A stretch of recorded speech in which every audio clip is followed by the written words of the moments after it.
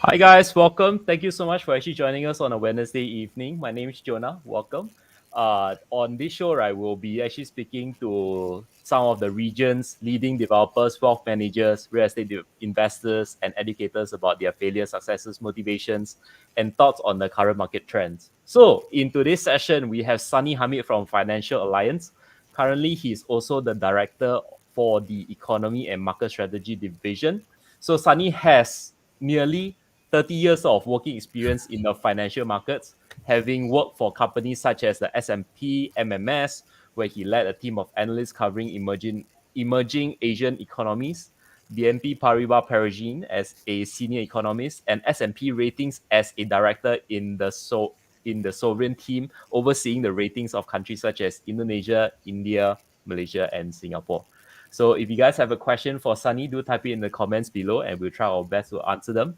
And now, without further ado, now let's welcome the man himself, Sani from Financial Alliance, onto the show. Hey, John.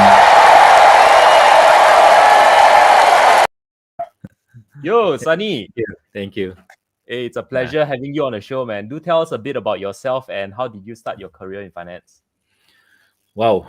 As you mentioned, it's 30 years. So by the time I finish, probably it'll be like 12 o'clock, I guess. I'm actually Malaysian.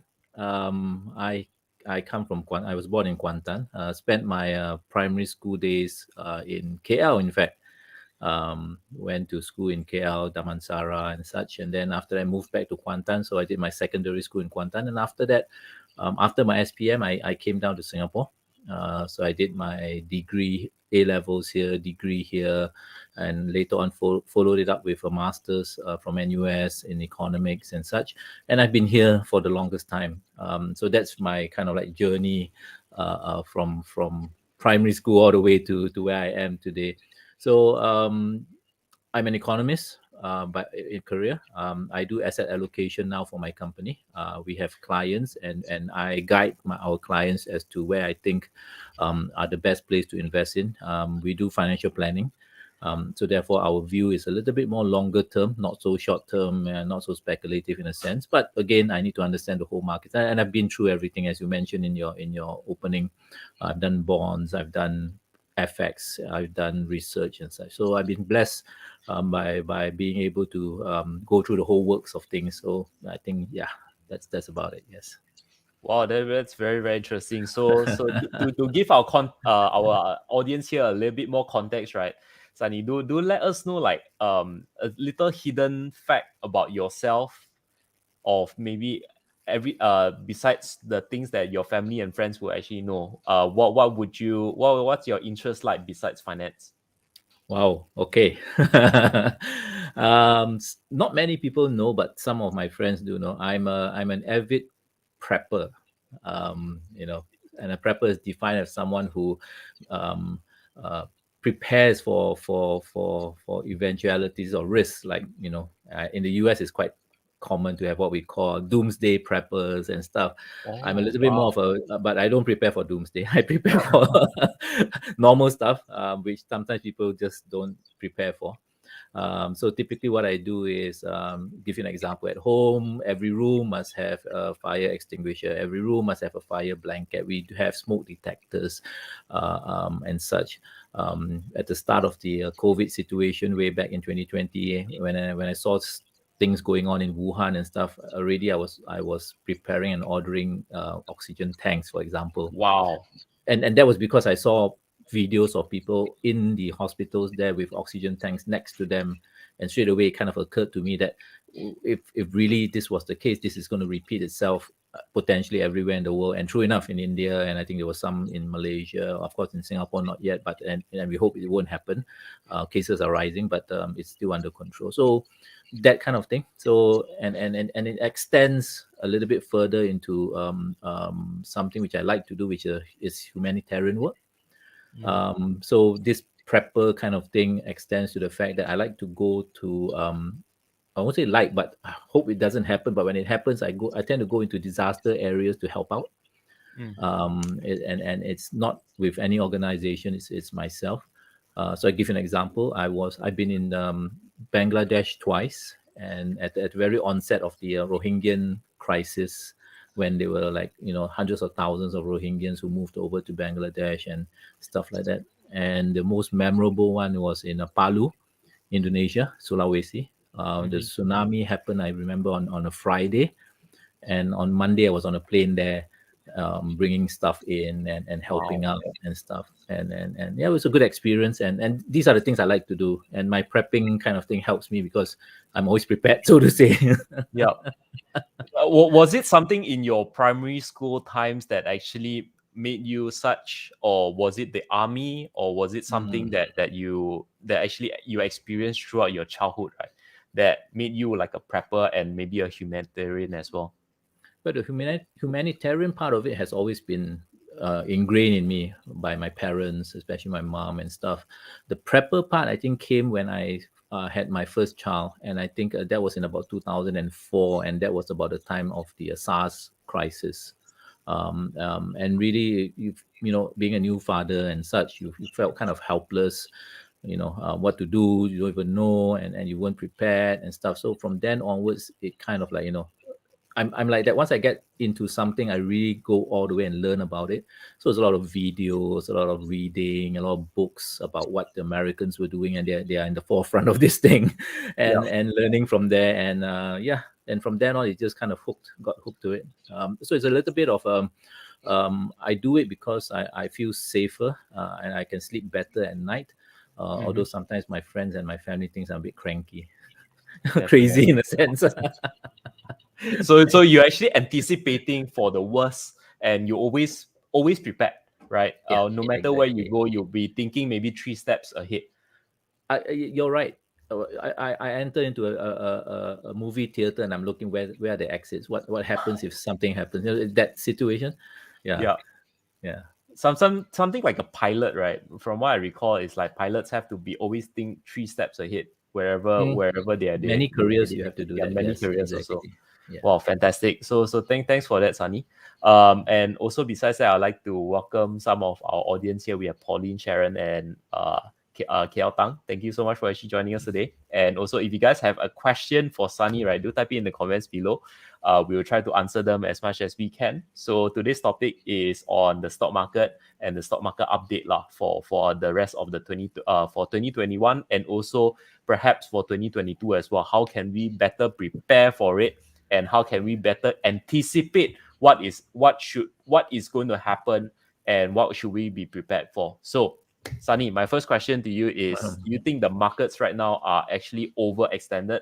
As you can see right now, the S&P, it is at all-time high.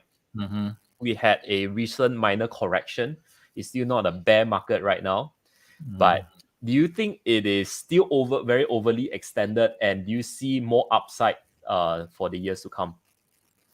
Well, as an economist, as a strategist, we adopt and we apply a lot of ratios, a lot of indicators to try and gauge whether the market is overextended. From a big picture perspective, it is. When we look at ratios such as PE, traditional ratios like PE, when we look at debt to GDP, when we look at the size of the stock market relative to the overall size of the economy, it's at record territories, and that's one figure which I think Warren Buffett looks at. So many of these measures itself tells us that things are at historical levels and gone beyond, basically sometimes even previous highs. So from that perspective, it does seem that we are overextended to a large extent. And again, it's not just this year, it's been happening for the past couple of years. And so when one scratches one's head to try and understand why is it that this thing just keeps on going higher and higher and higher, and there don't seem to be a U-turn, then it boils back down to the something which has only happened this decade and not in other decades itself, which is the massive amount of liquidity that's been printed by the central banks. So that explains why we can have really an overextended rally in the markets uh, beyond what we've seen before. So the excess liquidity explains it. Mm. What happens when the central banks actually starts to reduce the liquidity because they feel like the markets are actually getting better? What would actually, in your opinion, what would be the result of that? Because eventually it will happen. You can't have constant liquidity forever, right? So what happens when there's actually a cutback? So that is where central banks put in a lot of effort to communicate to the markets their intentions. So way before the actual action itself, central banks will be 12 months ahead of time, slowly giving hints, telling the market, so the markets can gradually adjust to that fact. And that's happening already. The Federal Reserve doesn't just wake up one day and say that we're going to taper or we're going to reverse and we're going to hike rates. They signal to the market, they communicate to the market, and allow the market to gradually discount that event itself. Okay, if it's done within a economy which is generally strong, I think people don't mind. I think the market doesn't really mind if it's done in a gradual manner and not a sudden manner. Because right now, for example, when the central bank says I'm going to taper, it's basically just saying instead of pumping in $120 billion a month into the system, I'm just going to pump 100 and then gradually bring it down to 80, 60, and so on. And after that, I'm just going to leave whatever I pumped over the past 10 years in the system, which means the system remains very liquid. Still a lot of money sloshing around. So you shouldn't be too worried because I'm not taking money out at this particular point. So I think all these gradual movements, not knee-jerk kind of reactions or knee-jerk kind of movements, I think the markets will be able to take that. So really, it's that kind of scenario which is the best case. What the Federal Reserve may not be prepared for is us having a knee-jerk reaction despite the fact that they've communicated it to us, i.e., no matter what they say, when we see the Federal Reserve pulling money out or at least even taking a little bit, and that's happened during the taper tantrum a couple of years ago, Mm. markets just tank. So that's the risk. Having done this kind of excessive liquidity, you can't have the cake and eat it. You are faced with that risk. So when the bridge comes, when they have to cross it, I think we will see whether the market accepts the Federal Reserve's arguments or not. I see. What will the because you can't really like the Federal Reserve can only do so much, right? They also do Mhm. not want like a financial crisis to happen or maybe like a recession. But are there ways that they're actually combating this besides what you actually mentioned, right? You said that they're actually preempting the public Yeah, that okay, we're going to raise rates and be careful, and then yeah, slowly the market will gradually change to that, and then eventually they will change the rates, right? That don't no yeah, sudden jerky yeah, movement, yes, exactly. right? Yeah. So what happens when it doesn't go the way that they plan it to be, and then what happens when it becomes like a recession? Mm. What would they do? Would they actually be using pumping in more money later on and flooding the money again with the market with cash, Yeah, with yeah, liquidity? yeah. Don't speak so too soon because Mm, we are already markets really talking about that because unexpectedly the economies the data is showing that the global economy is, and also the US is actually slowing at this point in time, mm, which is unexpected, and it's a result of the bottlenecks in the supply chain. It's a result of the unexpected higher cost of energy due to many factors. So all these things now are slowing the economies down a little bit faster than usual, and therefore slowly coming back onto the table is maybe they're not going to taper that fast. Maybe they need to pump a little bit more in because we are slowing down, and correct. and and there are economists who will then argue, you see, this is basically what we've been warning you about, because once you get into this um, um, um, um, practice of using liquidity to bail the economy out, you're just getting into this rabbit hole where you just get deeper and deeper and deeper. And eventually Mm-hmm. you'll find one day that you have no choice but to just keep on printing. And that in itself will lead to many other disastrous things. Yep. Because from history, right, when we actually look at the history of the stock market, there are times when after the economy recovers, the economy actually goes into recession instead, right? There's actually the market cycle. So in your opinion, right, where are we in the long-term market cycle right now? Are we at the recovery phase? Are we at the peak, or are we actually slowing down? We to My model, the way I look at things, and of course different economists, different strategies have different ways of looking at it, but I look at it from the perspective of a balance sheet, for example. And we all know what balance sheets are. Balance sheets are assets and liabilities. When you look through the business cycle, you'll find that basically it's reflected very clearly in the balance sheet from all the economic players, whether it's an individual, whether it's a corporation, whether it's a government. Give you an example. At the bottom of the cycle, our balance sheet individuals are basically low in assets and low in liabilities, typically speaking. By the Mm, time we go through a recession, we finish a recession, we've cleared our balance sheet. As the cycle goes up, the first thing that goes up basically is our asset prices. Okay. And then after that, gradually is our liabilities will go up because we're taking more loans to buy more assets, more loans to buy more assets because we see right. that prices are going higher. We want to make capital gains.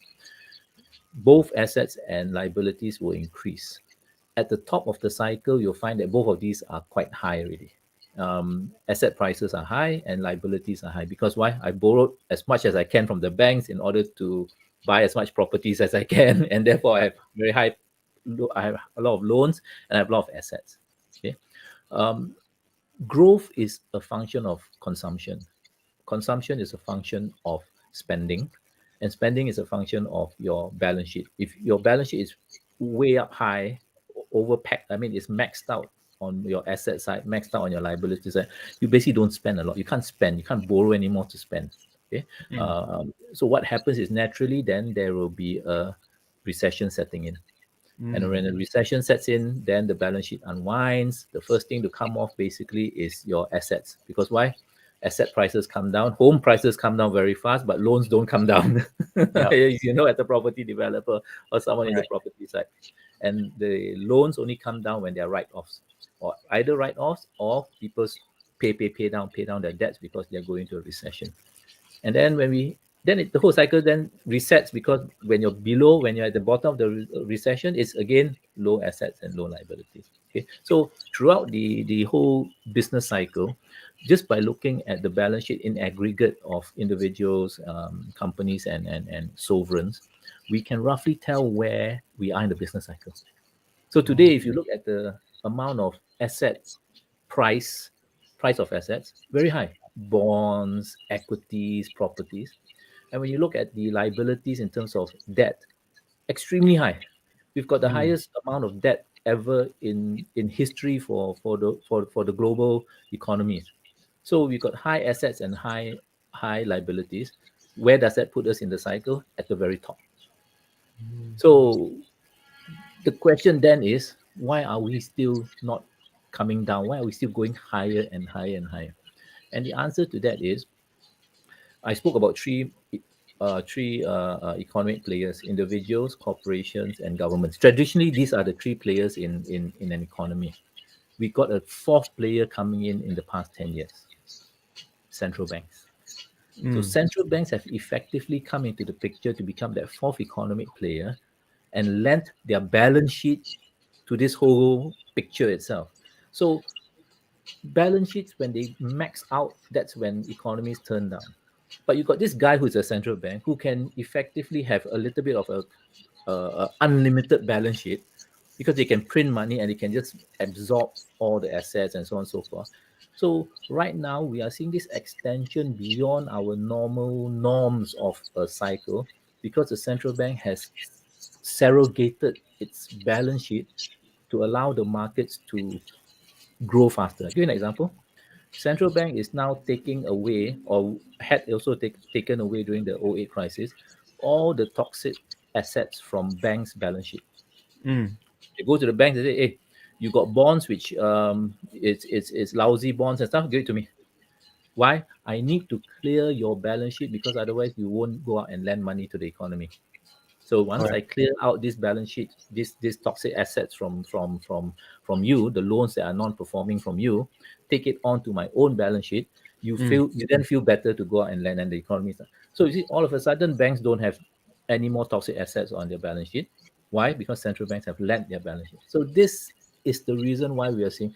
So the big question everybody has now is, can central banks indefinitely go on lending their balance sheet to the real economy? That Yep. really is the question. And the problem with that, the answer to that question is not easy to answer because we've never seen this situation before.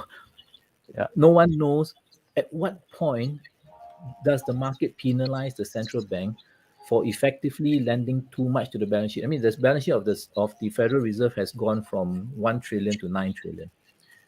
Does the market penalize the Federal Reserve when it goes to 10, 11, 12, 13, 14? No one knows because we've Mm. never gone down this road before. Correct. But at one point, they will. Lah. So the big question is, when is that point? We don't know. I see. So Yeah. you actually mentioned about all these. It doesn't seem like the average investor can control all these kind of things because it's basically like the economies are actually Mm. moving. The central banks are actually controlling a lot of things. But how about the investor? How as we as individual investors, right, will be able to better prep ourselves to withstand or to actually go to protect our own investment? Like, do we actually pull everything out from the investment market right now, or do we actually put into alternative investments, like, say, for example, treasury bonds, Mm. right, which currently, from the last I read, they are actually increasing the 10-year treasury bills, right, Use. to, Yeah. yeah, Yeah. the yield to about Correct. 1.5%, right? Correct. So how would that actually change? Would people actually start moving their money away from the stock market because they fear that this will actually happen? Well, to the contrary, because what the past 10 years have has taught us and what COVID has taught us, when COVID hit, COVID was something which everybody said, this is it. This when was the last time you saw global economies shutting down, literally shutting down? Yeah. You remember the skies No. cleared out, the pollution cleared out. And that goes to show that everything came to a standstill. Yeah. I mean, if I were to tell you prior to COVID that, hey, look, the next 12 months, the economy will literally come to a standstill. What will you do with your investment? I'll pull you out. You would like sell I every actually, single, yeah, yeah. you I'll put everything in. Yeah. know. Yeah, because you've never come across a situation where the global economy comes to a complete standstill. I mean, everybody's perception is, they quite jalat. Yeah. We are going to die. That's it, really. But what did the markets do? Went The up. markets basically went up. Why? Because Federal Reserve came in, cut interest rates, used the same strategy they did in '08, cut interest rate, pump in a whole bunch of liquidity into the system. Mm. That means we've gone through the worst. The kitchen sink was basically not only the kitchen sink, the fridge and the washing machine was even thrown at the markets, and the markets survived because of liquidity. So now Mm. the perception is, what can topple the market? If COVID and the whole world economy coming to a grinding halt cannot topple the market, what can topple the market? Unless we have an alien invasion or something like that. Otherwise, the Federal Reserve, all it has to do is pump money, and things will be solved. Mm. So given that, people now have a perception that when it comes down, I'm going to buy. When it comes down, I'm going to buy. We, and including myself, who have looked at the markets and seen these indicators and have become quite very wary of the situation, are also now saying it's proven. As long as the central bank comes in, things will go up. So we are piggybacking on it, but with the knowledge that one of those corrections that will happen in the future will be the final top of this particular cycle. We don't know which one, I correct? see. Because always in hindsight, we know, we don't know the top until it happens, and we look back and say, okay, that's actually the top. So we need to do a few things in order to be careful. You correctly mentioned one, not just have a pure traditional asset allocation. If we can put in what we call non-market correlated assets, 20-30% of things like private equity, things that go are not correlated to traditional stocks and bonds. That will help you because that part of the assets or that part of your portfolio won't go down when the market goes down. Number two, if we are now in an environment where interest rates have only one place to go, which is up. Already, we've got New Zealand raising rates, the Fed talking about rates coming up and stuff. Then you know that bonds typically, when interest rates go up, bond prices come down. So, what do? Do we try and find certain segments of the bond market to hide in? Because not everybody can take equities. A pensioner can't take 100% equity portfolio. He still has to have bonds. But can he have a selective type of bonds? Short, we call it short duration, money market bonds, which are less sensitive to a rise in interest rates and stuff. Maybe he can hide there and have a little bit of equities to make up for some of the losses the bonds make. Because bonds are definitely going to be under pressure. Rates are coming up. It's a Yep. fixed formula. Interest rates go up, bond prices come down. Correct. So these are the strategies which we have to adopt in order to prepare ourselves for rising rates, in order to prepare ourselves for potentially a sudden turn in the market, which will catch us. Buffering it with an alternative investment is one way of doing it. And also one more thing before I forget is because we've been leveraging up for the past 10 years massively. A lot of our balance sheet, as I mentioned earlier, are quite highly leveraged. It probably is time to deleverage, because if we really make a big U-turn and you're caught with highly leveraged position, you're caught with your pants down. So I've Yep. got people coming up to me, Sani. And I don't know whether you've come across, but I've got 3 properties. I've got 4 properties. All of them are loan. I still have loans to pay. Of course, people are staying in it. I'm receiving rental income. What do I do? Personally, I would try and sell off 1 or 2 and pay up the rest of them to have fully paid up properties. Why? Because then I get rid of 2 types of risks. Number one is I get rid of a risk of no tenants renting my property. Yep. And number 2 is if property prices fall, I don't have a loan to pay. Mm. So I still have a position in the property. I still have an exposure in property, but I've kind of buffered the risk by just making a slight tweak of lowering my leverage on it. Interesting. Wow. Okay. Just before we go into the interest rate part, which I really want to go into, I would just like to say a few thanks to some of our audience here right now who actually just joined us. We have Napoleon, we have Whaley, Gerald, Yvonne. Gerald also says that yes, we are actually in uncharted waters right now. We have Jasmine, we have Samantha. Thanks, guys. Thanks so much for actually joining us. If you guys have a question for Sani tonight, do type it in the comments below. We try our best to answer them. So today we are talking about the stock market stock market update, and in particular, we're actually talking about currently the interest rates, right? So just now, Sunny, you actually mentioned about New Zealand hiking up their interest rates, and you mentioned that the bond market, because of this, right, it will actually devalue the bond market. How would this actually affect the money flow into the stock market as a result? Would you actually foresee, because of this, right?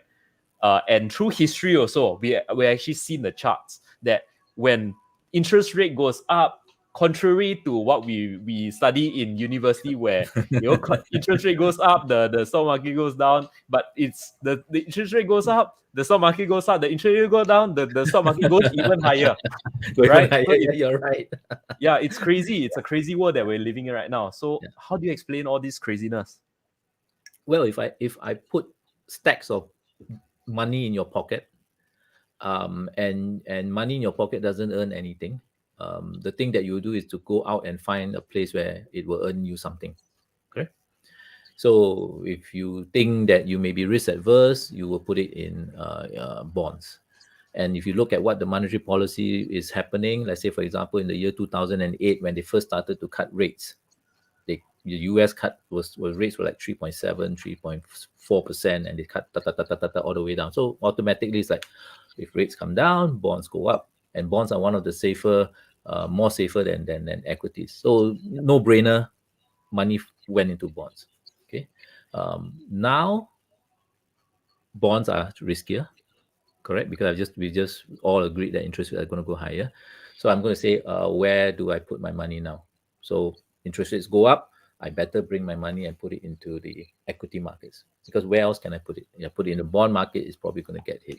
I may try and put it in the property market, but still, it's also sometimes a bit highly leveraged and stuff like that. But maybe some will go there, but the majority will go into the equity markets.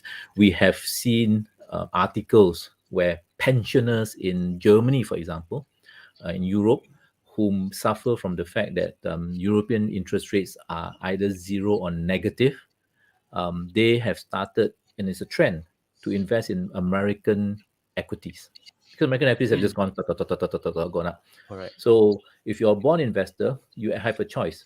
Either I keep it all in bond, which is traditionally what I do, okay, and run the risk of losing 3-4%, and then there's negative real interest rates because of inflation and so on and so forth, or I carve out 10%, maybe even 20% of that portfolio and put it into equities. What does that Mm. create? 80% of my bond portfolio still remains iffy, Mm. but if that 20% makes me 10-15% per annum, 20% per annum, it more than makes up for that other part of the Correct. bond market, bond portfolio, which is not doing well. So that helps, and that's what's happening now with retirees who are facing negative interest rates, low interest rates, and so on. Mm. So what would your advice be to the retirees that they're actually listening in here right now, or maybe in our audience here, right? They have parents who are about to retire, and Mm. they have funds inside FD, which are getting in Malaysia it's around 1.8. In Singapore it's also it's almost close to nothing, Malaysian rates are right? very good. Yeah, it's 1.8 is considered very quite high, good. Yes, considering lah, considering it's actually relatively very good. speaking. So, but then as compared to the US stock market, you don't talk Yeah, about the local stock market, right? yeah, If you compare to the US stock market, on average, you'll be getting around 10%. If you just put it in the yeah, S&P 500, you're getting an average about 10% yeah, per annum, right? correct. So, but then it also comes with its risk that, Yeah. but it might go into a recession or whatnot. So, what would your advice be to these kind of retirees who are actually planning for their retirement? Unfortunately, it's like the German example I told you.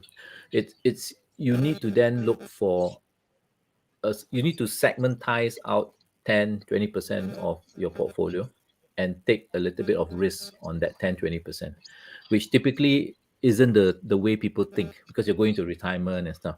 But let me tell you, also in the financial planning world, there is now a new way of thinking about when you retire. Let's not all just think about keeping everything safe. Because why? Because you retire at 60, you retire at 65. Lifespan expectancy is about 85. You've got another 20 years. And in typical thinking, 20 years is a long time. To stay Yep. in bond is like just too long to be staying. You can take some risks because it's 20 years. Yep. So actually recommending about 10-20% equities even at the age of 65, but knowing that this particular portion is supposed to last you until 85 or 80, then you know, okay, this part is can take a little bit more risk, and it's good because it helps take care of this weak bond side of the portfolio, inflation and such. So that would be a one thing. Alternative investments would be another thing. We will come to the alternatives investment. That one, I think that Okay. one, I see a lot of questions in terms of crypto and all. We'll leave that to the very Okay. end. So that one in the short while time, that one, the Yeah. exciting part we talk at the ending part, right? So Yeah. so now we talk about the equities market. We talk about the risk. So just now you've actually mentioned about bonds, right? It doesn't seem like bonds are now very lucrative. If that's the case, right? Might as well I just, if I have a bond position, might as well I just cancel out that bond, or withdraw whatever that I can and then throw into the equity market. It just makes more financial sense too. Would you actually do that? It depends on your risk profile, because not everybody can do that. If you are a retiree, if you're approaching retirement and you find that, or even if you're not in retirement, but you find that your situation doesn't allow you to take risks, then you are not able to do so. Correct? Only someone who feels, I can take the equity volatility, the equity risk, then I'm able to do that. But someone who is, I don't have a lot of savings, if I can't afford the swings, and if it comes down by 20%, I'm gone, I'm dead, and stuff like that, then you theoretically cannot just sell your bonds and put it in equity, because it will hurt you, because of the risk mismatch between the safety of a bond and the, you know, people in there are about 30 to 40% of bonds trading in the world today, which are negative interest rate bonds, which means you put money in, you get less money back at the end of the tenure. People are still buying those bonds. Why? Why you so stupid? Go and buy a bond where you get less money back. Because what I want is, I want safety of capital. Even if it means I get 2% less of my capital back, it's much better than I put in the equity market, where I could end up with 20% of capital loss, 30% of capital loss. So it's come to that desperate situation whereby they don't mind losing 2% negative interest rates, or even 3%, as long as I can get 97% of my capital, because I just cannot take so-called equity risks. I see. So we do have a question from Brian, right? Brian is actually asking, with interest rates expected to rise, Hmm. wouldn't cash be better than bonds? That's a good point. Meaning to say, if you really look at what we call real returns, and real returns basically, your your nominal returns minus inflation.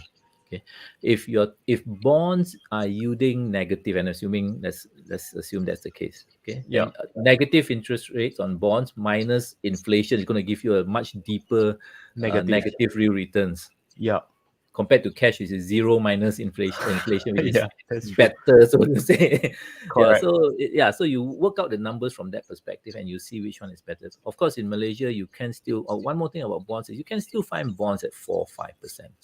But the Mhm. main principle you need to always remember is, the higher the yield on the bond, the lower the rating of that particular bond, Which because means a it's more bond risky is now. more Mm. risky, correct? Because a bond attracts a higher return, a higher yield, or rather, a bond gives out a higher yield in order to compensate for that risk that is attached to it.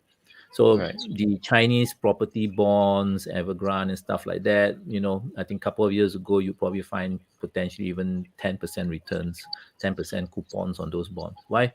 Because they were considered to be highly risky. Yeah. Mm. Right. Just before, I have a question on, in terms of the China stock market. Like, Ah. very glad you actually mentioned. It's a very good transition onto my next question. Okay. But just before we do that, Yeah. if our audience here, if you guys have any questions, do type it in the comments. Really appreciate your feedback. And of course, if you're actually enjoying this session and you want to support Sani, do hit the like button. Do hit the heart button. And if you actually enjoying this even better, and you know that your friends will benefit from this, do share it out to your friends and family. Tell them more about, tell them about this session, so they can also learn as well about the stock market and what Sani has to share, right? So Sani, Yep. just now you mentioned about the Evergrande crisis Yeah. and this crisis in China, right? How would Mm. this actually impact our sentiment on investing in China? I Do you actually still believe that there's still opportunity in this, Mm. in this part of the world? It's a very good question, and very pertinent, because China is, after all, you can't run away from it. Everybody wants to invest in it, right? But recent events have really cut the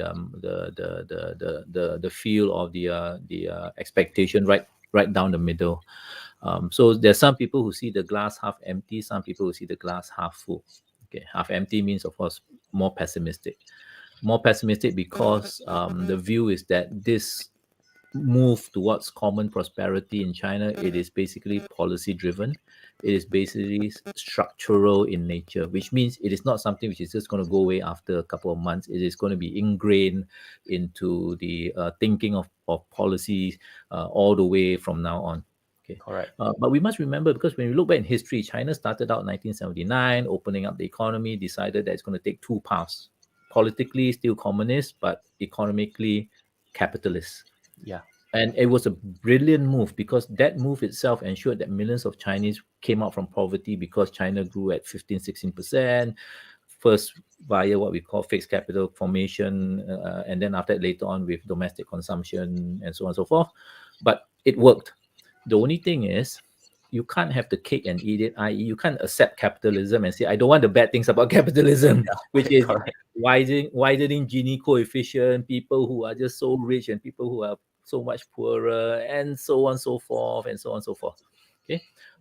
So maybe the Chinese Communist Party has come to a point where they say, we think this has gone too far. We want to rein in on this, and therefore we are now trying to redistribute some of the wealth back to the lower end to make the Gini coefficient, to make the disparity much more less. Okay. Because of that, the big question now is: can the Chinese economy, can the Chinese market still operate like a full function capitalist market where you can make profits? Mm. And because if that's the case, any company who is making super normal profits, and who are the companies making super normal profits? Your tech giants, your Tencent, your Alibaba. electric car guys, everybody top up. Yeah. So if the Chinese government policy is to rein in on these kind of super normal profits, then what's there to invest in China? So that's really the glass half empty. Okay. Of course, the answer to that, of course, the glass half full is basically this is temporary and so on. I mean, that's beside the point lah. To me, I think it's leaning more towards the first scenario I told you about. But that Mm. doesn't necessarily mean that China doesn't have opportunities. It just means you need to approach it more differently than you used to. Give you an example. If growth companies are not accepted, i.e., because you can't grow too fast, otherwise they'll rein you in, then you try and look for value-driven companies which have either fallen in terms of valuation, so they look very attractive, okay, or companies who are now undervalued, which are very attractive. So you can always make that the meat or the returns from the undervaluation back to the normal valuation. There's a huge chunk of meat or returns there to make. What you can't make is basically from the normal valuation, the average valuation, to the super normal. So if you're a stock market investor, you probably make the 7 PE to 17 PE as Yeah. but from 17 PE to 34 PE, you're not going to get the 34 PE anymore, because Beijing won't allow it. I mean, Yep. that's one way of looking at it.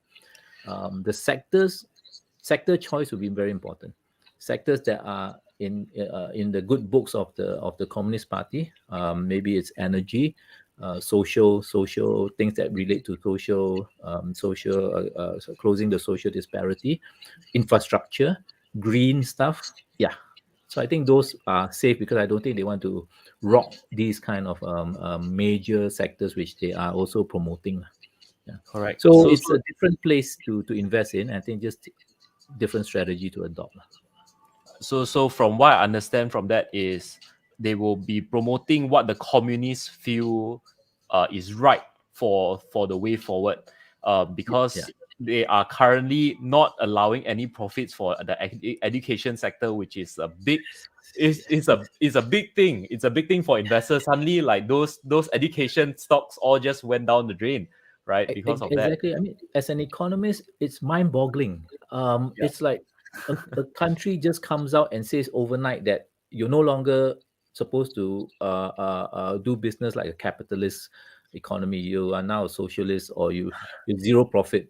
It's like, wow, you can actually do that just overnight. The whole thing suddenly disappears. You wipe out a Yeah. sector. I mean, they Correct. also came out. I mean, like for example, I do agree with some stuff. The wealth distribution.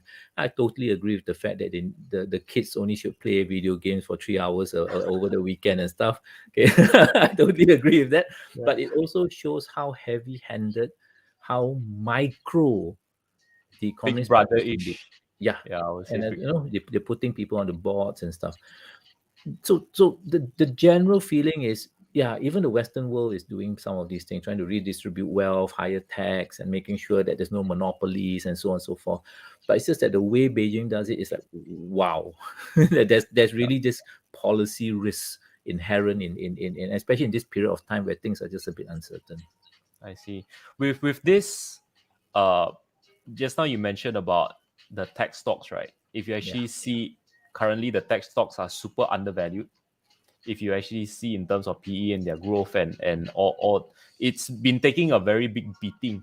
The stock has plummeted around 40% for yeah. most of the tech stock. In your opinion, is this right time to actually pick this up? Would it be able to rise up to where it used to be?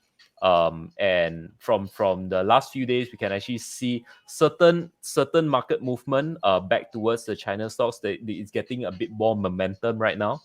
Yeah, What are your thoughts in terms of these tech giants in yeah, China? Are they worth Th- investing in? yeah. This is what exactly I just mentioned.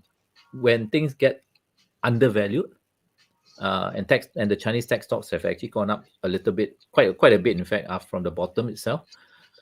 People will come in because they know Beijing won't do anything between your 7 PE to, just again a figure of speech, from 7 PE to 17 PE. They're not going to do anything. They're only going to make noise if that PE goes to 34 and stuff, because that's when your billionaires are minted. That's Yeah. when your stock goes crazy, and so on and so forth. So same thing. So tech stocks, you will still have opportunities when there are these kind of super undervalued situation. So I think we're in that part of it now where you could actually still make money from tech stocks. Interesting. Yeah, because I myself, I've been looking at this closely, like all this with all the valuations and the growth that we're actually seeing. Do you see the tech stocks actually growing at 15%, or they will actually be curbed down to maybe about 5% Yeah, in that, the that, near future? mm, mm. Do you see that, that, exponential growth from now yeah. on? So that's the thing. That's the thing that we can't put our finger on at this point, because what is a stock? What is the valuation of a stock? Is a discounted cash flow. Your cash flow into the futures, you discount back Mm, to the present, right? correct. Mm, um, and if there is now a need to set aside, for example, money for social activities, and it's while it may not be a, policy, tech companies feel that they need to do it, so they set aside billions of dollars in order to satisfy um, Beijing, for example. What's the implication of having a policy, a CCP member sitting on your board of directors? Also very hard to tell at this point. What's the yeah. implication there? So how does that impact cash flow into the future? So that's why I said, yeah, it's hard to tell. Maybe it will cap it at the PE, like I mentioned earlier on. So Mm. maybe opportunities is still at the lower end here, where we just talked about. Yeah. Yep. From this conversation, I see is like you really need to have conviction in your own thesis of where you want to invest in. If you don't feel comfortable investing in the not so certain future in China, perhaps maybe China equities is not for you. Maybe there's far better investments out there that could be good for you, right? Yeah, or So selected sectors. I mean, like green sector, China, I think is still targeting to be green, leading the way, hopefully, because they are one of the biggest, I won't say culprits, but producers of carbon and such. But they've made a lot of progress, so I don't think they want to roll back on that. So that's a sector which I think highly unlikely they're going to touch, yeah. because they want to promote it. Yeah, so you could still make money there, I guess. I see. Interesting. So yeah, I think that pretty much wraps up the China part of things. So maybe now we will go into the interesting part, which is the alternative investments, right? Mm. We do have a question earlier on by one of our viewers here, Edison. Edison is actually asking, what is your view on cryptocurrency, and is the hype up bubble Oh, or good? It's a good alternative form of investment. okay. Um, Let me give you a little bit of background on my journey into cryptocurrency. Then I think it's easy to transit into the answering the question. Okay. Please do. Um, late late 2019. Okay, so it was before COVID. Late 2019, Bitcoin started to move up. Me as an asset allocator in the company, I, of course, before that we all knew about Bitcoin. Is the usual view of Bitcoin volatility, how exchanges gets hacked and stuff like that. I mean, we all have that kind of view and profiling of Bitcoin, but it started to move up. And people whom I follow on YouTube, people like Raoul Paul, Lynn Odlin, Lynn, what's her name? Lynn, and sorry, I just can't remember. There's this few people whom I will listen to their YouTubes religiously. because I feel they know their stuff, and they're like me. They're macro people. Okay, so they see the world from a macro perspective.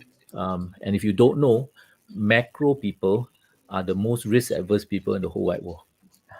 Because when you take top down approaches, and macro people take top down approaches, you're dealing with situations which you just cannot control because it's macro. It's like something from the far right coming left field, right field, everywhere, things that are out. So the principle of a macro investor is deal with the risk and the returns will take care of itself. Mm. That's the way a macro person looks at itself. So we are inherently more risk averse than bottom up people lah. Okay.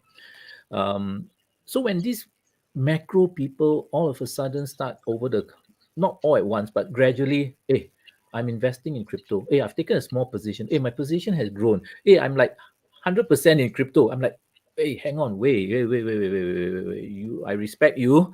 You know a lot more than me, and I, you're like the guru and stuff like that. Why are you 100% in crypto? Mm. So that kind of like gets you into the rabbit hole where, okay, let's look at it. Also from the perspective that if this really is what they say it is, our clients ought to be in it, and that's also my responsibility to find out, is this an asset class which our clients can go in. So I kind of deep dived into it. So for at least 8 weeks, it was like eating, sleeping, drinking crypto, in the car to work 1 hour, listening to YouTubes, at home watching YouTube. Is like, family just basically just gave up on me. It's like, what's going on here? Suddenly, But it Sani is a was, crypto expert. yeah, Yeah. that was like really sliding down the rabbit hole all the way. Okay, then it came to the point where, okay, it is something which I feel strongly. Uh, it is not a hype. It is Mm. actually something which is sustainable, but you need to understand the crypto universe in order to come to that conclusion. And this is where I'm going to answer that question. When someone says, what's your view on cryptocurrency? You must understand that cryptocurrency is made up of basically 6,000, 7,000, 8,000 different coins or different tokens. Okay. Tokens are a function of the behind. Tokens are not all the same. Let's put it that way. You've got the Bitcoin type of tokens, which are store of value. They are seen more like, the ego, the digital gold and stuff like that. Okay, Mm. so we got Bitcoin in one group, and then the group is not very large. And then you have another group, which are the guys who are the utility guys, the Ethereum, the Cardanos, the Polka Dots. These are guys, if I were to put it in today's world, I would equate it to basically your iOS system or your Android system, Mm. right? So these guys provide that platform for utilities to function. Our Mm. apps are utilities, correct? Correct. So then you have other coins coming up on coming out and being developed on these platforms.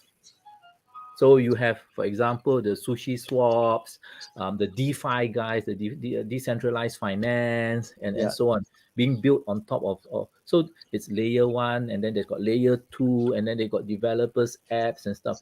So don't tell me you don't find your Apple apps useful, or your Android apps. They are very useful. So same Mm. thing. A large part of the crypto world are these type of apps that we are so used to, except that it's in this crypto side of it. The one that's giving crypto the bad name are the ones which have no utility at all. And I won't say bad name, but we don't really understand them, because things like Shiba Inu, there's Shiba one, coin. and then there's Dogecoin, and then Dogecoin. stuff where these are being speculated on and stuff. So this you would put them to one side and say, yeah, this is pure gambling or pure just human greed and stuff. No one understands why it's going up. There's really no value behind it and so on. Mm. But the rest, all their value to it. I give you one good example. There's this particular coin called ADA. Mm. ADA works on a system called Cardano. Cardano is very, very into third world country stuff. So Ethiopia, we know Ethiopia as an African country, quite a bit backwards and stuff. But they have started a pilot project to give, I think, about 400,000 of Ethiopian students and teachers digital identities. So Mm. they will have digital identities which will capture all the marks that they score in school, which are immutable, cannot be changed, because in third world countries and sometimes even in developed countries, you have changed the mark either Yep. consciously or not conscious, or mistakes and stuff like that. Okay, so True. marks can never be changed. Once it's there already. Okay, policymakers, because it's all digital, can monitor the progress of students, each and every one of them. No one Mm. falls under the radar because it's all available online, on chain, on On the screens, ledger, on the on the digital ledger. ledger. Yeah. Mm.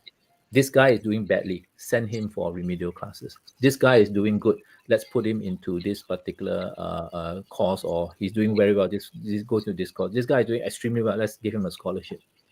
So the efficiency that this project will give to these 400,000 students, it's just going to be productive, efficient, and so on. The coin that is being used to reward people who build the system within this whole ecosystem is the ADA coin. It's a cryptocurrency. Yep. So, hey, it's crypto. So it's doing good. It's improving people's lives. So you see, so there's this part of crypto which actually is functions very well, and beyond that, and I spoke to you early on before the show. I think, Mm. do you know that DBS, the Yes. Development Bank of Singapore, Mm. quite recently issued a bond, a digital bond using the Ethereum protocol. Mm. The European Investment Bank, which is the investment arm of the European EU, European Union, issued a digital bond under the Ethereum network. Mm. Bonds are now being issued You should. under cryptocurrency kind of protocols. So again, this is called decentralized finance. So to answer the question, um, it is not hyped up in areas which it provides benefit. It is revolutionary. Mm. Honestly speaking, when you look at it, it's just mind-boggling the things that But, but crypto. but do you see it as an investment? Because there's no Okay, mention it as a utility. But do you is it an investment? okay. So the coins that are involved, the demand for the coins are a function of the demand of that utility. Okay, so Mm. for example, one of the reasons why Ethereum is doing very well, Ether is the coin, Ethereum is the network. Ethereum is doing well because Ethereum supports what we call smart contracts. And smart contract is the thing when it comes to decentralized finance. Issuance of bonds, issuance of NFTs and such. Do you know that, for example, NFTs, which is non-fungible tokens, you kind of look at it, and it's the very famous is the art. People now Yeah. sell art, and artists the artists love it because why? Yeah. Let me tell you.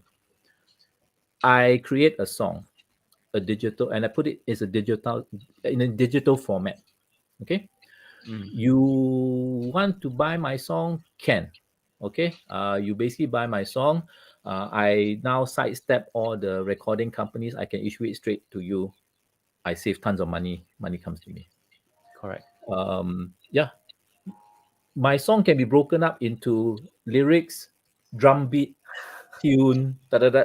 You want to buy my drum beat one? Yeah, you pay me a bit of money. You just take the drum beat, and I give you the copyright, whatever, to use it under your whatever your advertisement, whatever the case is. Because it's digital, you can break it up. Yep. I do a painting. I sell the painting. Traditionally, when you sell a painting, that's it. You make the first money, and then after that, the subsequent sub sale, nothing happens. You don't get anything. Mm. I put that painting on a smart contract, and in that smart contract is being written every time the painting change hands, I get 5%. Yep. So if my painting change hand 10 times, I will get 5 times 10, whatever the value that's being changed. It's good for. So the artists love it because it gives them continued income, and it helps them break down all these kind of things. And I always quote this example, which I think companies will start doing, which is tokenizing their assets. I don't think the airlines have done this, but I won't be surprised if they do it. Let's say Mm. SIA says, you know what? all my jumbo jet A380, the routes to New Mm. York, the long haul routes. Okay, Yeah. I'll issue a token just on those jumbo jets. It means if you hold those tokens, you are entitled to the revenue of the routes, the revenue emanating from the routes that these long Like haul. dividends, you can actually Yeah, but you can only specifically to A380 routes. You could never do that with equity because you could never tokenize shares. Equity is like whole company kind of thing. You know, whole company dividends is one whole company correct. dividend. Yeah. You cannot like this asset, this asset, this asset, which you can do once you tokenize Oh, it. Yeah. interesting. Very So interesting. again, what is this? This is cryptocurrency. This is blockchain, all involved in this whole thing. So I see. that part is revolutionary. Some parts is I, and some parts are store of value, lah, huh? the store value will be also very interesting because Mm. it's and the store value comes from it's a legacy of the current climate we're in because Satoshi Nakamoto, as you know, the so-called whether it's one person or we don't know at this particular point, Yep. came up with it in I think about 2008 at the height of the financial crisis. It was the timing was so timely because it was a point in time where people lost confidence in the current monetary system. Financial markets. Yeah. Mm. So everybody said, look, central banks, many of us are very familiar with the bond market. Mm. When we hear a company doing rights issue, that means coming up with more shares. Does that particular share go up or go down? You go. The shares will go up. No, Go, rights go issue. You down. issue more shares. That means Oh, you are go actually down. Yep. diluting, yeah, down. You're diluting Yep. the share price because you're issuing more shares. Okay. It's the same thing with currencies. Mm. I'm holding on to US dollar, and you suddenly print 8 times more US dollar in the past 10 years than at the start of the crisis. While I don't see the US dollar devaluing, you have basically debased the US dollar by 8 times. You have basically issued a 1-to-8 rights, so called, on the US dollar, if I were to take that back into the stock market kind of example. And so when Mm. people look at that and say, that's where alternative, which has a fixed amount of supply, like Bitcoin, 21 million. Yeah, why not? Interesting. So just now Yeah. you mentioned about crypto, like institutions actually taking up crypto investments, right? Do you still think that traditional commodities will still remain lucrative for the future to come? Like the gold, silver, like crypto seems more interesting. Like say if I invest into Bitcoin as compared to like maybe silver, for example. Yeah. The only direct competitor to that Bitcoin can have is basically gold. The other, because they've got industrial use. Silver has a very large industrial use. I think about 50% or odd. And of Yeah. course, everything else, palladium, and now especially with the electrification and what we call the Yes. batteries and such, Yeah, batteries. Yep. platinum, palladium. So all of those have their own demand. It's only gold which is basically there as like not a lot of industrial use, just jewelry Yeah. and stuff like Mainly that. jewelry, lah, Yeah. say. And we are really seeing data coming out to suggest that there has been a shift of institutional money and also private money from gold to Bitcoin. Mm. I think one of the reason is if you're already invested in gold and your thinking is, I need some exposure in Bitcoin, it's really not very natural to say, let's take some of our equity exposure and change it to Bitcoin. Or let's take some of our bond exposure and change it to Bitcoin. It's more Yeah. natural to say, let's allocate some of our gold exposure into Yeah. Bitcoin. Yeah. So I think Yeah. that's the part where we're experiencing now. So Mm. people are taking some of their gold exposure and putting it into Bitcoin as it is. Yeah. It's like testing the waters, lah. See if it's for. But a lot of people cannot take the fluctuations in terms of the pricing. Gold you Yeah. fluctuate around, maybe the most is like maybe 5-8% a day. Yeah. Bitcoin you can fluctuate 20-30-40% a day, Correct. right? But I think the we all say in finance, high risk, high return. Yeah. So while we have those kind of exorbitant fluctuations, i.e., risk, you also have exorbitant returns, which Yeah. is unseen, unmatched. So when you bring them together, which is what we should be doing, and you look at it from a risk-adjusted basis, the risk-adjusted returns for Bitcoin and quite a few of the other cryptos are actually quite attractive vis-a-vis traditional assets. That means for Mm. every unit of risk that you take, you're rewarded with a substantial amount of returns if everything constant. Then it's comparable. Then Yep. Bitcoin stands out as actually quite one of the better investments. I see. What we need to understand also is it's not often that we see in our lifetime a new currency class come about. Mm. How many times? I mean, we've uh, maybe the last time we potentially could have seen a new asset class, and a sub asset class is probably the internet adoption of the internet in the year 2000. Yeah. That probably is it. Come to think of it, maybe we stretch back, maybe it was gold in 1971, 72 when it was unpacked after Bretton Woods broke. Yeah. When it was packed was okay. So what happened? Gold when it was packed in prior to 1971 was $35 an ounce. Mm. Once they unpacked it, by the end of the century, end of the 1970s, it was like $900, from 35 to 900. Okay. Yep. Internet, we don't have a proxy, but we have the Nasdaq as a proxy. We have Facebook, Amazon, and all these guys as a proxy. What happened to those shares from the year 2000 all the way to now? So that Yep. is what we call adoption. And when it comes to technology, it's even more mind-boggling because Facebook, just give you an example, Facebook. Mm. You can't value Facebook in the same traditional way you value shares. Meaning Mm. to say, you will say that, okay, Coca-Cola sells 1 million bottles and therefore it will do well if it sells 2 million, 3 million, 4 million, 5 million. Okay. But when you are dealing with people and networks like phones, okay, so Metcalf Law came out, Professor Metcalf came out with this law. He said, look, but when you're dealing with, and he did it because of telephones, Mm. you got two-person using telephone, they will communicate between each other. Mm. You got three-person using a telephone, then your network effect is A will talk to B, B talk to C, C talk to A. You get what I mean? Yep. So it's Mm. and then you have 5 person. It is not just one talk to each other; it's crisscrossing Yep. in a way. Correct. So and that has an exponential effect, i.e., number of people in the network to the power of two. You have Mm. 5 people in the network; it's 5 to the power of 2, and you have what, 25. Okay. Mm. So when you chart out that line, it is actually slow and then it goes exponential. Okay. Mm. You can go and look at Facebook, you can go and look at Amazon, you can go and look at all these guys who use this kind of subscription-based Netflix and such, and you will see that their subscription rate goes up in an exponential manner. Mm. Their share price also goes up in an exponential manner, which is no surprise. Okay. Bitcoin and many of the cryptocurrencies are also this kind of network effect.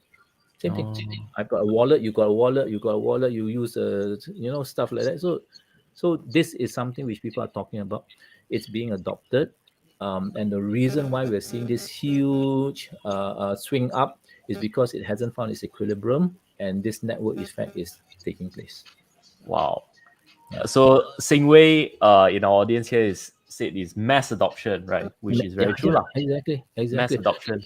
um, they just launched an ETF, right, on Bitcoin futures. Correct. That's a game changer, and I'll tell you why that's a game changer. People like us, we could never invest in Bitcoin because until Bitcoin became what we call a regulated. Because we Mm. are a regulated entity, licensed financial planner, da da da, Correct. we can only deal in regulated products. Correct. The US has never had a regulated Bitcoin product prior to this. So all the financial advisors there were like all at the starting line waiting to dash but couldn't do so because no regulated product. Oh. Canada had a Bitcoin. Canada even has a Ethereum ETF. It was only the US which are left behind all the while. So with this introduction of this product, I think it's quite simple to come to conclusion that everybody will start putting their clients' money into Bitcoin.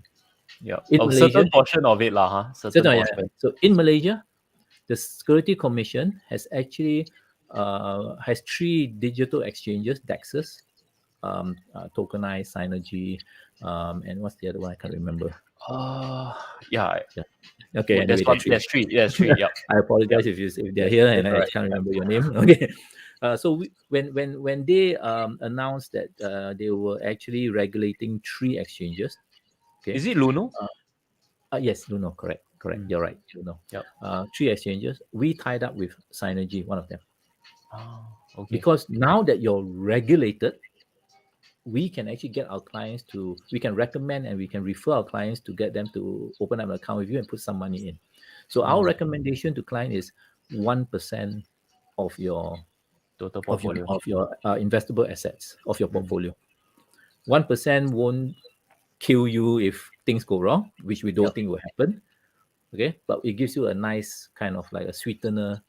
We think it's going to go up. If it goes up, it's just going to help you bump up your returns a little bit because of that. Yeah. I see. And Brian said that's Sani the can talk general about crypto. recommendation in the US also. You read JP Yeah. Morgan, every day they say 1%, maximum 3%, and so on. Yeah. Awesome. Ken, Sunny, I have another question for you. I think Yeah. we'll just one last question from me before we wrap up with the crypto part. Brian actually mentioned that Sunny can talk about crypto till morning comes. I think so that's pretty funny. So yeah, Sunny, what do you think? Because just now you mentioned like mass adoption, Yeah. the network effect for Bitcoin. Do you actually see Bitcoin actually outperforming the S&P in the next 10 years? Yes. Okay, that's a big claim, but wow. Well, why would Yeah. you say so? Okay. It's One way to value where Bitcoin will be going is to look at its market cap. Mm. Bitcoin's market cap now is 1 trillion. Mm. Yeah, it's just crossed 1 trillion recently because it's, I think, as we speak, or right before the show, it hit record highs, the new all-time highs and such. Okay, it's the way one can value, and there are many ways to value. Not say many, actually, there are not many ways to value Bitcoin, but one of the more popular ways to value Bitcoin is to ask ourselves, where is Bitcoin going in terms of size-wise? Gold's market cap today is about 11 trillion.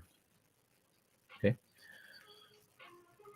You know what market cap is, right? Market Yep. cap basically is price times supply equals to market cap. Mm. Okay, so price times number of shares equals to market cap. Correct. Bitcoin's supply is fixed. Today, So it is about 19 million. total is Maximum, 21. yes, total is 21 million. However, the 21 million, because of what we call the halving and slowing down of the issuance of Bitcoin, the remaining 2 million will be issued over the next 100 years. Oh, okay. To 140. So it's effectively coming in very slowly. You can just put it one side lah. So 19 is probably what we're going to get, and it's just going to grow very slowly from here on. So supply is fixed at 21, but now we've got 19, and it's going to grow very slow. Okay. So if you kind of now leave that Bitcoin price as the variable, as the empty space there that we want to fill, we know that supply is 19 fixed. Okay. We need to make an assumption on what the market cap is. So question is, where do we expect market? Do we expect Bitcoin to be the same as gold?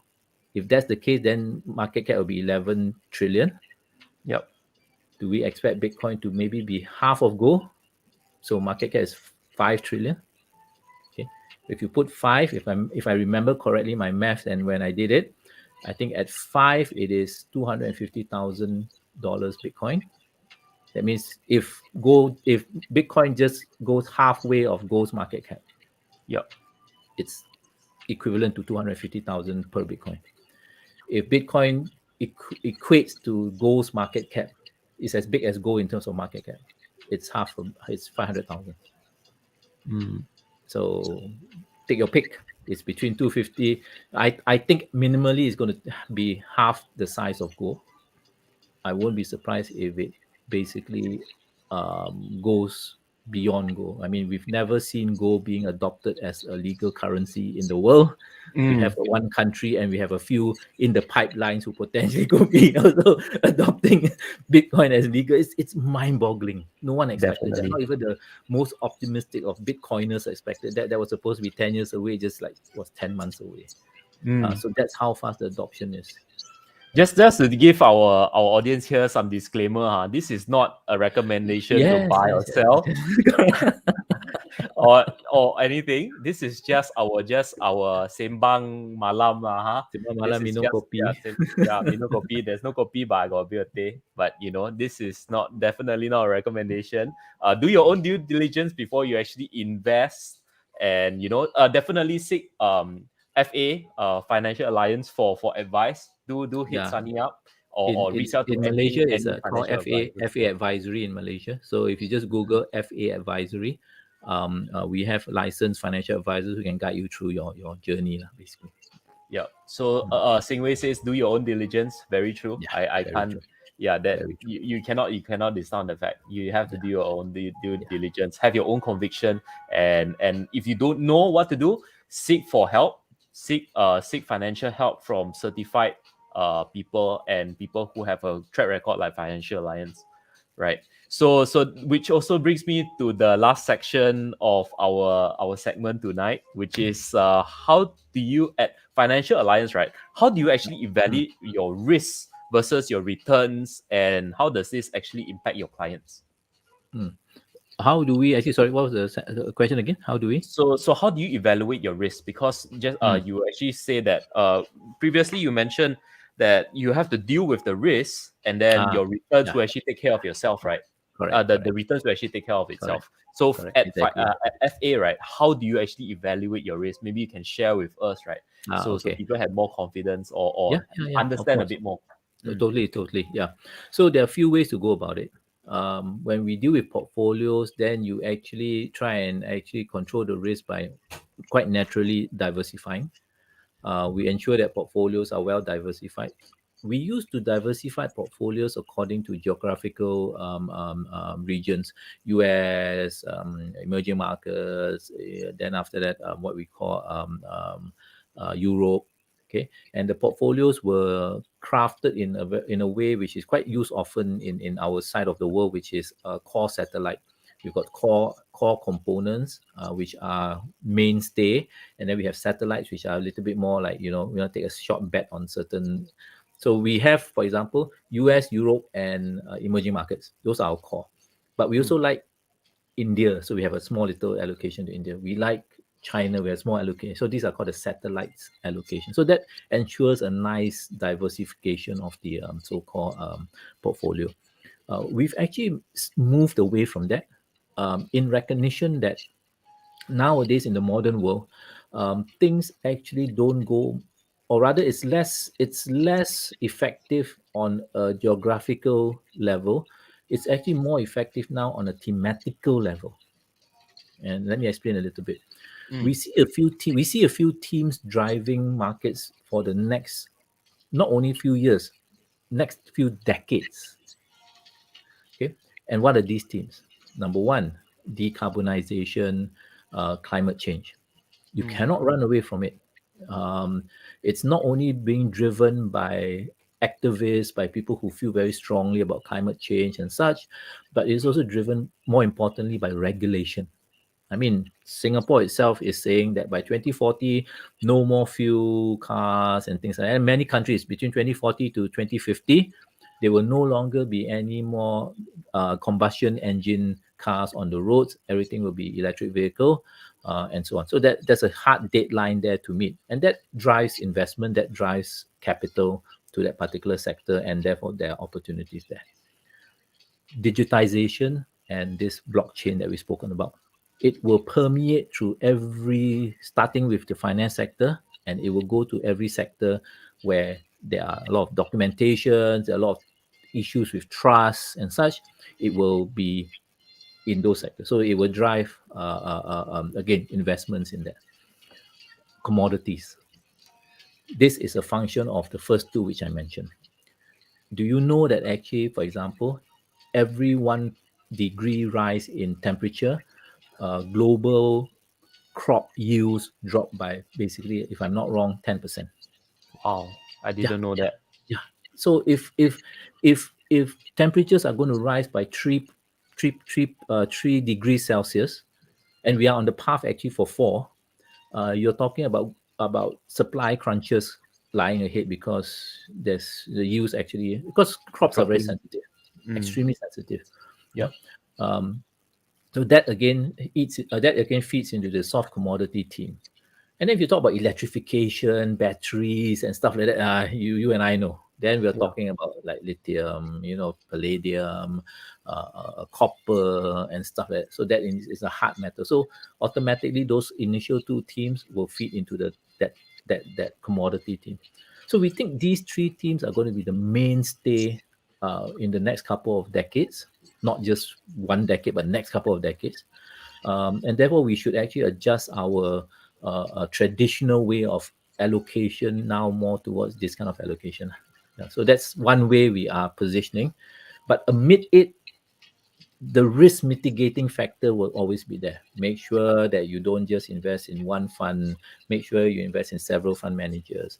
Make sure you're not too heavy in one sector, and so on and so forth.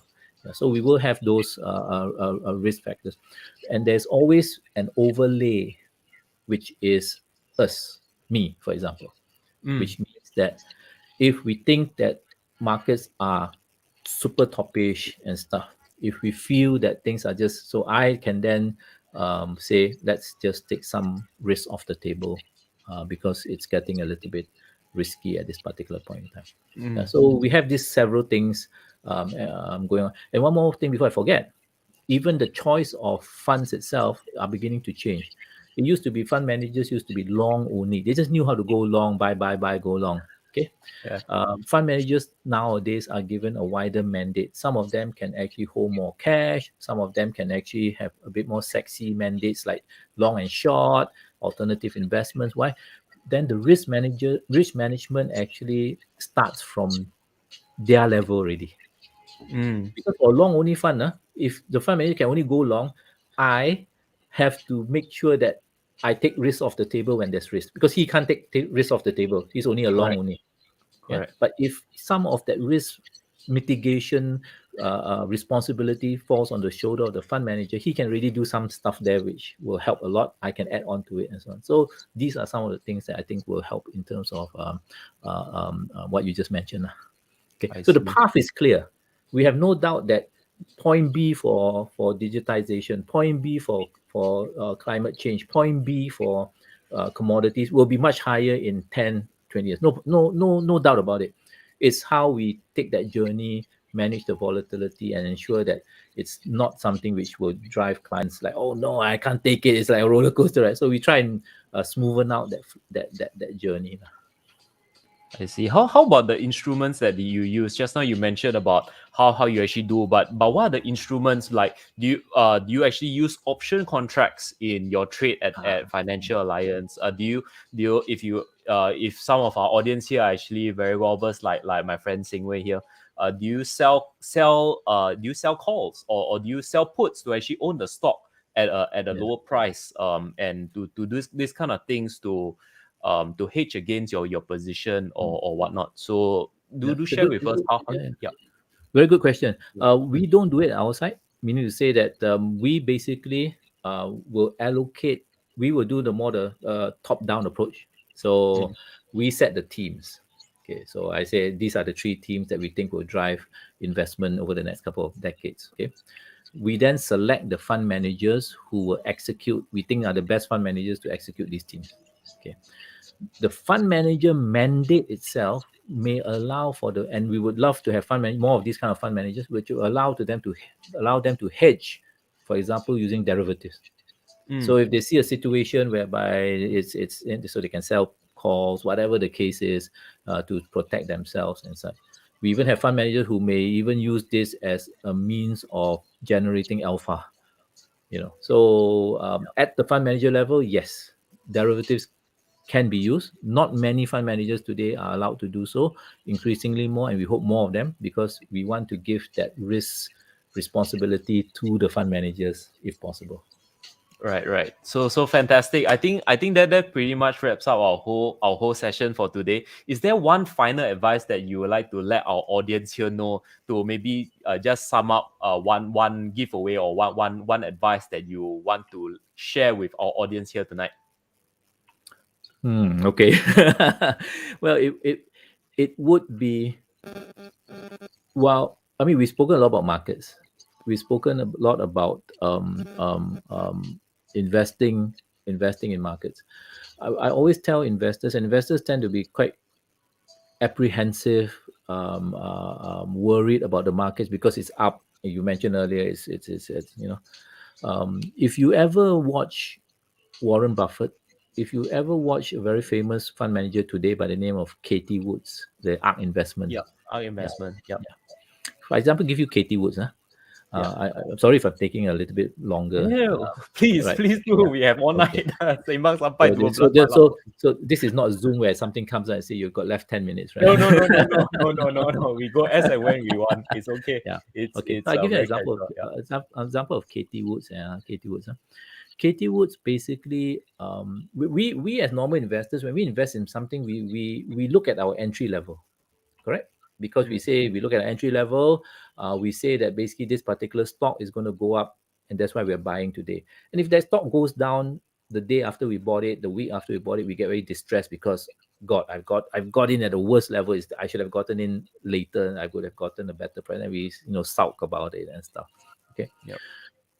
the professionals like Katie Wood and even Warren Buffett, what they do is they don't anchor themselves at this point. They anchor themselves 5 years later, and Warren Buffett, my God, he anchors himself like 30 years later. Mm, His investment period is like forever one. Okay, so they say that. I'll just take Katie Wood as an example. Katie, when she looks at Tesla, for example, okay, she will say, I like Tesla, and I think in 5 years' time, Tesla will be $3,000. mm, Everybody's like, are you crazy? Then they say, this is my thesis. Tesla is going to be the champion in autonomous driving. No one's going to touch Tesla. Why? Because Tesla has cars running. She drives a Tesla. I drive a Tesla. It forever takes data from me and from every driver who drives a Tesla. Tesla has about 300 billion gigabytes of information today.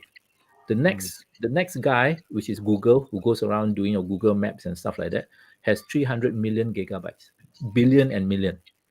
The guy who's going to run away in the autonomous driving arena is the guy with the more data, data. because the data will allow the cars to drive themselves. Correct. Okay. So true. Other The second thesis, Tesla is now working on batteries which will allow single charge to be about 400 miles. 400 miles is basically like up and down Singapore, KL, up and down without charging. The batteries will last for a million miles. Mm, That changes the whole thing, because if I remember reading it, it's lithium ion. It's not lithium ion. It's something along that line. I'm no expert. I'm just okay. Yeah. regurgitating whatever I read. Okay. Yeah. So she anchors herself and says, I'm convinced my thesis is based on ABC. Okay. So Tesla is going to go to 3,000 because when we do the analysis and valuation based on this items ABC, it's going to be at 3,000. Okay. Today, if she buys Tesla at, I can't remember where Tesla is, maybe 1,000, let's say, for example. Okay. She buys Tesla at 1,000. She says, based on my 1,000 and 3,000, that's a $2,000 profit over 5 years. That's maybe 200% gains, annualized maybe 50% per annum. Yep. Okay, yeah, something along that line. Yeah, Yeah. Yeah. don't please don't hold me to my numbers, but something along that line. Uh Okay, huh. okay. So say, I think it's a good trade. She'll say that, and she'll Mm, take the trade. mm. Okay, Tesla drops by 50%. All of us would have run to the woods if we went in at 100 and Tesla drops at 500, correct? We would like be jumping off the windows and crying and stuff like that. Correct. Katie Wood says, oh, it's dropped 50%, which means now from $500 to my target of $3,000, my ROI has just doubled or even tripled, because I'm Mm. buying it now at 500 and it's still going to go at 3,000. Because why? Because my thesis hasn't changed. Yep. Batteries are still going to be there. Autonomous vehicles are still going to be run by data. The only thing that has changed is the environment today, maybe not so good. Therefore, that's why the market sold down. But it has nothing to do with changing my original thesis. Mm. That is why good investors, when market drops, they are happy. Warren Buffett always says, I love it when market drops. They can Well, buy the more. normal, yeah, I can buy more. I can buy cheaper because I know eventually it's going to go to 3,000. It's going to go higher. So I'll just buy more. Whereas we as normal investors, when market drops, we start like put the tail between our legs and I go hide in Yeah, one yeah, corner yeah. and say, oh my. Yeah. So I think that's how investors must think. When you're comfortable and you're confident in your thesis and that further down the road is going to go there, then have that conviction. As long as the thesis doesn't change, any decline in market is an opportunity to get it cheaper and to increase your ROI. Does this mean that you advocate on people actually having a thesis and dollar cost averaging, because it's like whenever it goes down then you buy, and also when it goes up, you still buy? What's your Uh, is there a rationale behind it? Very good point. So when it goes up, your ROI decreases. Mm. Correct? But Because do you I still going. buy? do you uh, still buy if you have if so your you would have thesis a is tolerance level where you say that, once the ROI goes decreases to a certain extent, then I'm not going to buy because it doesn't make sense anymore, because I'm looking for a particular 50% annualized return over 5 years.